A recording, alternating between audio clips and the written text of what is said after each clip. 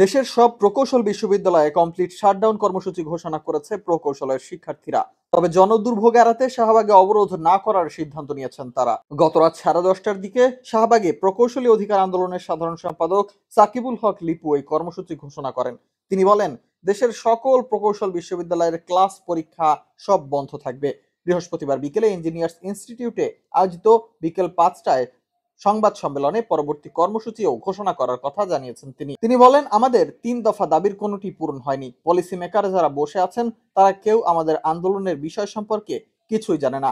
এদিকে আন্দোলনে পুলিশের হামলা বা মারপিটের ঘটনায় ক্ষোভ প্রকাশ করেছে আন্দোলনরত শিক্ষার্থীরা। গত রাতে ডিএমপি কমিশনার তাদের সমবেদনা জানাতে আসলেও তাকে দেখে ভুয়া স্লোগান দেয় শিক্ষার্থীরা। এর আগে বুধবার সন্ধ্যায় প্রকৌশল শিক্ষার্থীদের সঙ্গে বৈঠকে বসেন রেলপথ উপদেষ্টা ফাউজুল কবির খান ও পরিবেশ উপদেষ্টা সৈয়দা রিজওয়ানা হাসান। বৈঠক শেষে রেলপথ উপদেষ্টা ফাউজুল কবির খান বলেন, শিক্ষার্থীদের সঙ্গে পুলিশের সংঘর্ষের ঘটনা ছিল অনাকাঙ্ক্ষিত।